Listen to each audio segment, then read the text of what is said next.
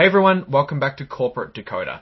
Today we're diving into a document from Grindr, and trust me, it's more than just swiping left or right. Get ready for some real numbers and details about how the company runs or maybe doesn't run. This isn't just a boring report, it could show how Grindr is trying to hook investors. We will see some surprising financial twists that could either make you swipe up or block this stock. Before we start, if you appreciate getting straight insights from corporate documents, make sure you're subscribed. We also have a Discord community linked in the description below. Come say hi.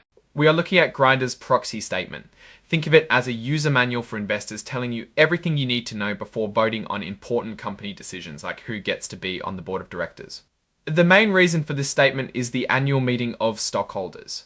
It's where the owners, meaning the company's investors, get together to vote on important matters. This year, the date is July 30, 2025. One of the biggest things to vote on is electing directors. These are the people who oversee the company's strategy. There are 8 people being offered, and the board recommends you vote yes on all of them. Another vote is to approve Ernst & Young as the company's independent accounting firm for next fiscal year. Basically, they want their investors to agree with what they have chose. So what does the board suggest you vote? They want you to vote for the directors for the accounting firm, but against a stockholder proposal.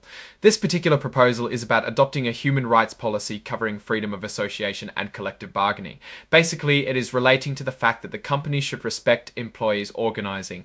Time to introduce you to the nominees for the board. James Fu Bin Liu, the chairperson, seems to bring a lot of experience from different tech and investment companies.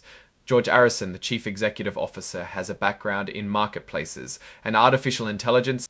Daniel Brooks-Baer offers unique experience in international policy, having worked as a United States ambassador. Chad Cohen has a deep background in financial operations, including experience as CFO for public companies. Michael Garron has lots of experience in the cell tower industry and also with sports teams. Nathan Richardson comes from the finance and commerce side of things. Megan Stabler has a marketing expertise and experience advocating for LGBTQ rights and volunteering. And finally, G. Raymond Zage III brings decades of investment experience and has served as an executive in multiple firms. One thing to note too about this board is that they also say the board of directors includes 3 gay men and 1 trans lesbian, which can ensure diversity in leadership. And let's talk about the different committees within the board. There's an audit committee handling finances. A compensation committee takes care of executive pay. The nominating and corporate governance committee focuses on following the rules. And what is pretty interesting is the privacy and trust committee is looking into data privacy and safety areas, very important for a company like Grindr. How often does the board meet? In 2024, the full board met 6 times. The audit committee and compensation committee both met 4 times. The nominating committee only met 1 time, which might be an issue. The privacy and trust met 2 times during the year. So the people in the board are getting paid in cash and stock. In 2025, the increased amount the directors are getting paid. For example, a non-employee member of the board gets $40,000 a year.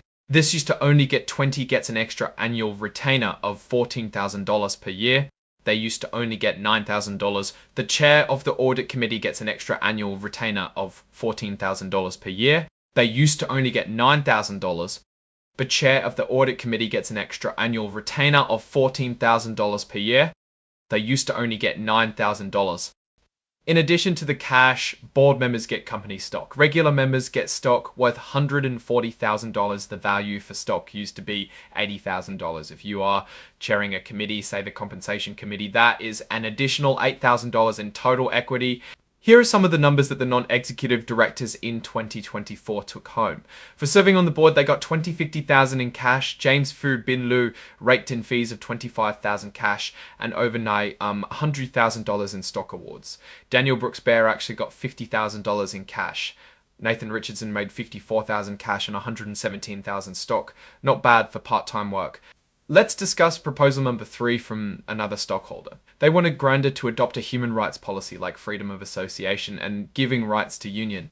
The group says this policy is connected to global human rights.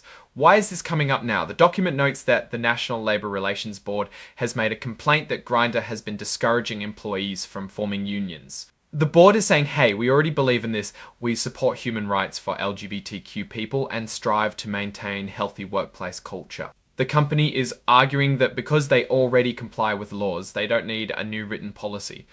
What is going on here to merit a rejection? Did they do things that would be solved by implementing such a policy? Time to find out what the big bosses are making. The named executive officers are George Arison, meaning he is one of the top paid people, AJ Balance and Zachary Katz.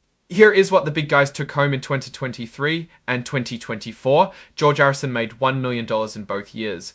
But check this out, his stocks jumped from 23 million up to 26 million. He also received a significant bump in bonus, going from $46,000 to 1.3 million. He ended taking home $6.5 million in 2024 compared to 5.5 million a year prior. AJ Balance made $410,000. His stocks made more than Arison. His stocks went up from $4.4 million to $5.2 million. He also made a lot too in his bonuses, making over $6 million. Speaking of a raise, Zachary Katz made a base salary of $440,000 and the value of his stock went up to $3.7 million. We are going to dig into George Arison's employment agreement. He gets an annual salary of $1 million. There is also a bonus with a target of $1 million. And the agreement mentions if the company does well, in other words, exceeds certain market capitalization goals, he will get even more stock that could be millions of dollars. It is always a good time to look at how much equity the executives have in the company. George Arison had restricted stock units of over 2 million units, representing $40 million. Not bad. If Mr. Balance gets fired without cause or is being a good reason, within 12 months of a change in control, he gets the full power of a 5-year equity bonus. Basically, that is an acceleration upon a bad firing. One interesting note is there was a late filing by some officers in the company, likely due to oversight, but worth keeping note anyway. That sounds bad. They messed up and didn't turn in a timely basis for certain documents that were required by them. Who owns Grindr? Well, it seems like G. Raymond Zage III, our board member, controls almost 48% of the stock. James Fu Bin Lu controls close to 14%. This tells us that decisions might be centralized with a few key players. Here is something interesting related to the previous thing. G. Raymond Zage pledged almost 44% and James Fu pledged 13.6% of all of Grindr's outstanding stock to lenders for financing deals. That is a bit concerning. This could lead to lenders liquidating the stock, which can cause a wild stock price volatility and power shifts if any of those debt covenants are broken. Alright, that was our decode of Grindr's proxy statement. It tells us a lot about where they're going. Here's your TL. DR Grindr continues to push inclusivity. Their director board seems committed, but are certain power plays from 2 of them, which can cause a risk, and the company has been performing but not so well to fully put down risks coming. What's your take on these insights, and what strategy do you think Grindr should take going forward? Drop your thoughts in the comments. Hitting the like button really helps, and subscribe for more behind the scene insights. Also, don't forget to check out the Discord in the description. Thanks for watching and see you next time.